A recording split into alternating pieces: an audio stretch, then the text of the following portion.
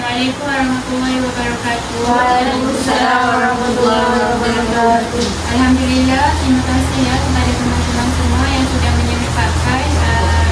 menyempatkan dirinya di dalam kegiatan kita pada hari ini. Jadi sebelum kita memulai kegiatan kita pada hari ini, ada baiknya kita berdoa terlebih dahulu. Baiklah, jadi ada teman-teman yang ingin memimpin doanya. Baiklah, silakan. Assalamualaikum warahmatullahi wabarakatuh. Waalaikumsalam warahmatullahi wabarakatuh. Alhamdulillah, sama-sama kita memulai pembicaraan kita di kelompok kita dengan membaca doa untuk kepercayaan masing-masing. Berdoa dimulai.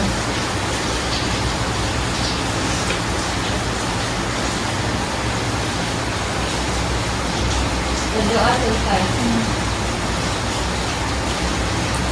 Baiklah, dengan doa itu moga-moga kita diberi kelancaran dalam kegiatan kita pada hari ini ya. Baiklah, jadi hari ini kita akan melaksanakan kegiatan bimbingan kelompok. Jadi apakah ada teman-teman yang pernah mengikuti kegiatan bimbingan kelompok ini? Tidak. Tak pernah ya. Ataupun ada yang tahu apa itu bimbingan kelompok? Ada yang tahu? Tidak ada. Baiklah, saya akan menjelaskan sedikit apa itu bimbingan kelompok. Jadi bimbingan kelompok itu adalah salah satu layanan bimbingan konseling yang di dalamnya itu ada pembimbing kelompok iaitu saya sendiri dan ada anggota kelompok iaitu teman-teman semua. Dan di dalamnya itu nanti kita akan membahas topik-topik ataupun topik-topik hangat ataupun topik-topik viral yang sedang ada pada masa ini ya. Baiklah, jadi seterusnya itu ada yang tahu apa tujuan kita melakukan bimbingan kelompok ini? Apa ada yang tahu? Sedang menambah pengetahuan dan wawasan dan dapat berani berkomunikasi dengan kelompok. Baiklah, terima kasih. Ada lagi yang ingin berpendapat? Supaya lebih akrab. Supaya lebih akrab. Baiklah, terima kasih. Lagi ada yang ingin berpendapat? Baiklah, Untuk menambah pengetahuan ini. baiklah, terima kasih. Ada lagi yang ingin berpendapat? Ada. Baiklah. Jadi tujuan bimbingan kelompok yang kita adakan ini adalah supaya betul ya apa yang dikatakan kepada teman-teman kita itu. Jadi kita melaksanakan bimbingan kelompok ini bertujuan untuk agar suasana itu lebih terbuka, supaya teman-teman itu boleh berkomunikasi dengan baik. Seterusnya itu agar teman-teman itu bisa menerima diri sendiri dan akrab dengan orang lain. Jadi kenapa kita duduk melingkar seperti ini? Apakah ada teman-teman tahu kenapa kita duduk melingkar seperti ini? Apa tujuannya? Ya, silakan. Yang kita tahu itu akan mempermudahkan dalam berkomunikasi. Ya, baik, terima kasih lagi. Supaya lebih senang melihat kawan-kawan. Ya, baik lagi, terima kasih. Dapat mendapatkan pelajaran Ya, lagi. untuk menyampaikan pendapat masing-masing. Baiklah, betul ya apa yang dikatakan kepada teman-teman itu. Jadi kita duduk melingkar seperti ini adalah tujuannya itu untuk boleh melihat antara satu sama lain, boleh berkomunikasi dan lain-lain. Okey, baiklah. Saya akan menjelaskan sedikit cara pelaksanaan bimbingan kelompok ini. Cara pelaksanaannya itu adalah teman-teman apabila ada yang ingin mengajukan pendapat atau yang ingin bertanya, teman-teman bolehlah mengangkat tangan kanannya terlebih dahulu. Apabila teman-teman ingin berbicara, teman-teman bolehlah berbicara dengan sopan, boleh ada tata tertib, berhadap-hadap. Seterusnya itu teman-teman harus menginteraksi di dalam bimbingan kelompok ini. Teman-teman bisa faham ya setakat ini? Faham. Baiklah. Jadi seterusnya itu saya akan menjelaskan tentang beberapa hal yang perlu kita perhatikan di dalam bimbingan kelompok ini. Yang pertama itu adalah kerahsiaan. Jadi teman-teman perlulah menjaga rahsia antara satu sama lain di dalam kelompok ini. Apabila ada hal-hal yang peribadi yang kita bahaskan di dalam kelompok ini, teman-teman tidak boleh berbicara di luar kelompok ini atau bagi tahu kepada pihak luar apa yang kita bicarakan tentang privasi di dalam kelompok ini.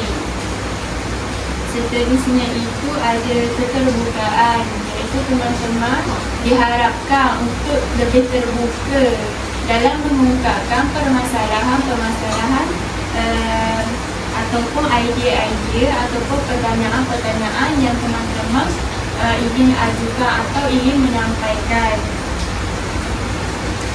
Yang ketiga iaitu kalian teman-teman diharapkan untuk aktif mengikuti kegiatan bimbingan kelompok ini. Dan yang terakhir itu teman-teman diharapkan untuk tidak berdiskusi ataupun berbicara dengan teman-teman ataupun membuat diskusi lain di dalam kelompok ini. Seterusnya apabila ada teman kita yang ingin yang berbicara ataupun menyampaikan pendapatnya, teman-teman tidak boleh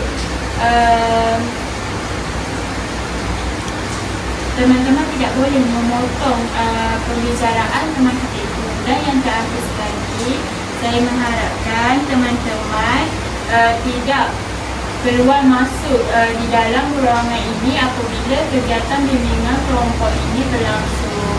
Jadi sampai di sini teman-teman faham ya semua ya? Faham. Baiklah. Jadi seterusnya agar kita saling mengenal, kita perkenalan terlebih dahulu ya teman-teman? Ya. Baiklah, jadi perkenalan itu dimulai dari saya, lepas itu dimulai dari sebelah kanan saya. Jadi untuk lebih mempereratkan lagi hubungan kita ni, teman-teman bolehlah mengucap hai kepada teman kita ni, okey? Okey. Ya. Jadi nama saya, perkenalkan nama saya Ridwan Syamimi, iaitu saya adalah pemimpin kelompok kajian sekarang ini ya. Iaitu jadi sebelah kanan saya apa nama? Saya Zahilah.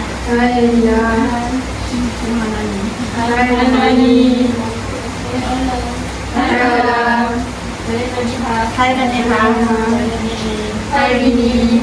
Saya Nurul. Hai Nurul. Hai Jaya. Saya Fiza. Hai Fiza. Okey, baiklah. Jadi seterusnya itu untuk lebih erat lagi hubungan kita ini, supaya lebih mengenal nama-nama ni. Okey. Jadi okey, untuk lebih mempereratkan lagi hubungan kita ni, teman-teman boleh mengulang nama dari kanan ni. Maksudnya contohnya Zahilah ini memberitahu nama saya ataupun Nani memberitahu nama Zahilah dan seterusnya begitu ya. Ya. Seterusnya Zahilah. Ini Ridwan Syamimi. Okey, baiklah. Ini saya. Kita dalam ini Allah, Nani, Zahilah dan Mimi. Nadiha, Ola, Fahanani, Zahilah, Mimi. Mimi, Nadiha, Ola, Fahanani, Zahilah, Mimi.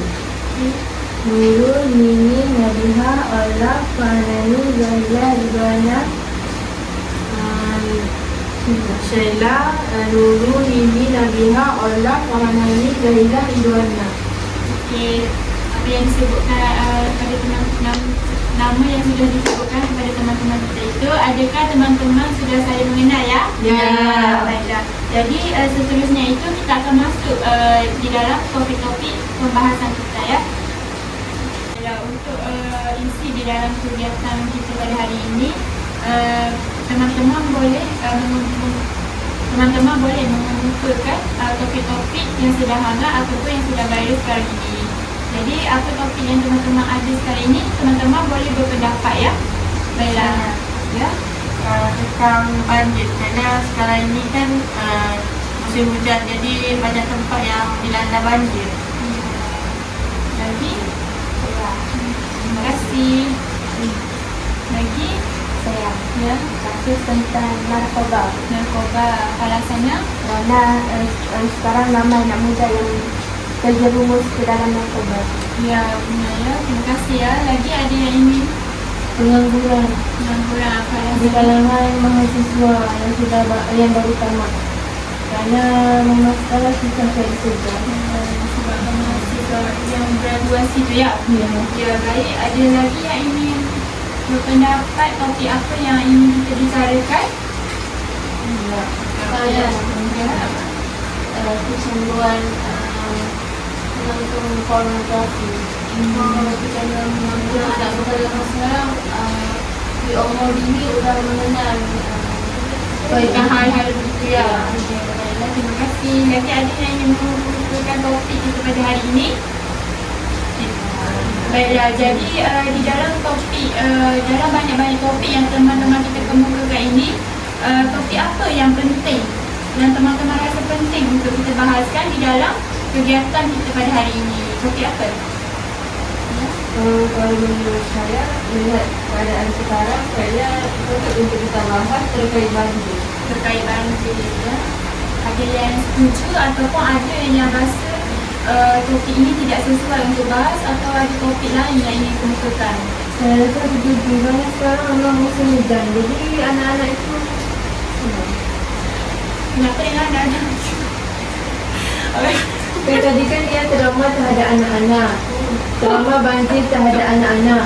Ya. Jadi di lingkungan kita ini ramai anak-anak yang duduk di rumah-rumah. Jadi Ya. kita kenal efek trauma itu pada anak-anak itu. Terutama ada anak saya Ya, juga. saya setuju. Ya, Ya, jadi setuju. Saya setuju. semuanya setuju ya, Ya. tentang topik banjir kita pada hari ini. Jadi apa saya ingin bertanya kepada teman-teman tentang terkait dengan banjir ini. Jadi apa dampak kesihatan kepada seseorang itu apabila banjir ini berlaku? Apa kesan dia terhadap seseorang itu, terhadap manusia ya? Kalau yang terjebak banjir di sini itu demam panas dan mengalami kerosakan paru-paru. Oh ya. Baiklah, terima kasih. Ada lagi yang ingin berpendapat kesan apakah dampak negatif terhadap manusia ya apabila banjir itu terjadi? Saya Ya. banjir ini bisa memberi dampak fisik juga psikis. Dari segi fisik, para korban banjir bisa demam berdarah dan infeksi saluran pernafasan. Ya, itu. Terima kasih ya Fina di atas pendapat itu. Ada lagi yang ingin berpendapat? Menurut saya, dampak banjir yang parah itu bisa menyebabkan kita kehilangan nyawa. Ya, benar. Itu penting. Ya. Lagi ada yang ingin berpendapat? Baik, terima kasih ya kepada Nabiha yang sudah berpendapat. Enggak ada. Baiklah, terima kasih ya kepada teman-teman. Betul ya apa yang dikatakan kepada teman-teman kita itu. Yang pertama itu adalah disebabkan oleh saluran pernafasan itu ataupun demam. Dan yang kedua itu adalah disebabkan oleh trauma ataupun disebabkan penyakit psikis ya. Dan yang ketiga itu adalah disebabkan oleh Korban nyawa. korban nyawa. Mungkin disebabkan itu juga oleh trauma ya. Okey. Baiklah, dan seterusnya itu saya ingin bertanya apa dampak negatif yang tadi itu kepada manusia, yang sekarang ini kepada alam sekitar ataupun lingkungan ya, ataupun lingkungan. Jadi apa dampak terjadinya banjir itu? Disebabkan apa banjir itu terjadi? Sebabkan lautan tersumbat dan sampah sarap itu banyak di lautan. Jadi itu boleh menyebabkan salurannya tertumbuh. Ya, baik ya, terima kasih ya kepada Mimi. Jadi ada lagi yang ingin berpendapat kenapa banjir itu terjadi? Ya.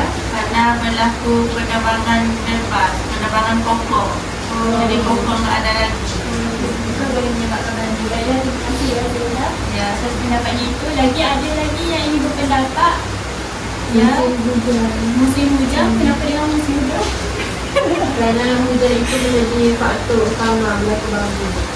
ya, Betul itu ya.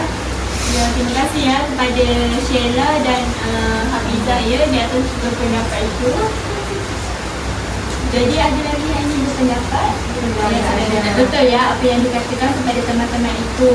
Ada yang disebabkan banjir ini disebabkan seseorang tersumbat, iaitu disebabkan sampah. Ada juga yang berpendapat disebabkan oleh penebangan pokok-pokok, atau juga ada yang disebabkan oleh hujan yang terlalu deras. Okey, tadi kan ada persoalan tentang trauma yang disebabkan banjir. Jadi saya ingin bertanya, bagaimana cara kita untuk atasi trauma banjir yang terjadi terhadap seseorang itu? Bagaimana cara kita atasinya? Ada yang tahu? Ya. Antara cara atasi trauma banjir terhadap seseorang, pendekatan dengan cara pendekatan spiritual melalui doa dan atau mengikuti kegiatan agama juga dapat membantu menstabilkan emosi dan untuk memperoleh ketenangan. Lagi ada yang terima kasih ya. Lagi ada yang ingin berpendapat? Mungkin menteri-menteri di suatu daerah itu harus berfikir lebih panjang dalam penebangan pokok dan harus menstrategikan tanah di kawasan mereka. Mungkin enggak perlu lagi direndah-rendahkan lagi. Ya, betul ya. Apa yang dikatakan kepada teman itu. Terima kasih ya, Sheila. Lagi ada yang ingin berpendapat ya? Kalau menurut saya itu kita bisa mencari aliansi psikolog untuk pemulihan trauma dan juga kita bisa mencari konselor yang sudah dilatih untuk menangani misalnya trauma ataupun yang lainnya. Terima kasih ya Nadia. Lagi ada yang ingin berpendapat bagaimana cara kita atasi banjir ini? Tidak. Jadi betul ya apa yang dikatakan kepada teman-teman itu. Apa yang dikatakan kepada teman kita itu adalah melalui doa. Doa itu boleh memberi ketenangan kepada kita, dan yang kedua itu adalah melalui pemerintahan. Pemerintahan perlulah berkuat kuasakan tentang perkara penebangan pokok ini ya.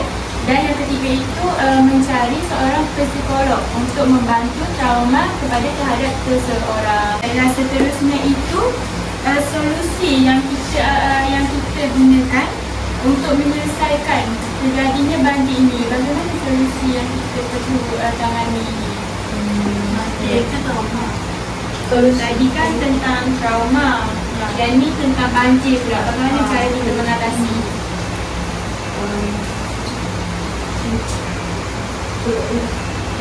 Ya, silakan. Kalau menurut saya solusi yang bisa gunakan untuk menyelesaikan banjir adalah dengan pengelolaan sampah yang benar. Misalnya kalau kita membuang sampah sembarangan, tentu dia akan berdampak buruk di kemudian hari karena sampah yang menumpuk bisa menyebabkan terjadinya banjir. Misalnya kalau kita buang sampah di sekitar sungai atau kawasan-kawasan yang bisa membuat banjir itu, jadi dengan pengelolaan sampah yang benar kita bisa mengatasi banjir. Ya, betul. Benar ya apa yang kita berpendapat. Terima kasih ya Nabiha. Lagi ada yang berpendapat? Okey. Seterusnya, antara solusi lain itu menjaga lingkungan sungai ataupun longkang-longkang itu kan. Jadi sebaiknya kita sebagai masyarakat ini menjaga dengan membuang sampah itu di sungai ataupun di longkang-longkang supaya tidak tersumbat, dan air yang ada tu dapat ditangani dan ditangani dan air itu bisa mengalir dengan baik. Ya, terima kasih ya Nini atas pendapatnya. Lagi ada yang ingin berpendapat? Ya, betul ya apa yang dikatakan kepada teman-teman kita yang tadi. Jadi yang pertama itu adalah pembuangan sampah di dalam sungai boleh menyebabkan air sungai itu tidak mengalir. Dan yang kedua itu pun sama, iaitu perlulah menjaga sungai itu. Jadi yang terakhir itu yang saya ingin tanyakan, apa perasaan teman-teman apabila kita jadi yang terakhir saya ingin bertanya kepada teman-teman, apa perasaan kita terhadap warga yang terkena banjir itu? Ya, silakan. Kalau menurut saya pasti kita akan merasa sedih karena ada orang itu yang kehilangan nyawa, jadi pasti merasa sedih. Terima kasih Nabiha. Lagi ada yang ingin berpendapat?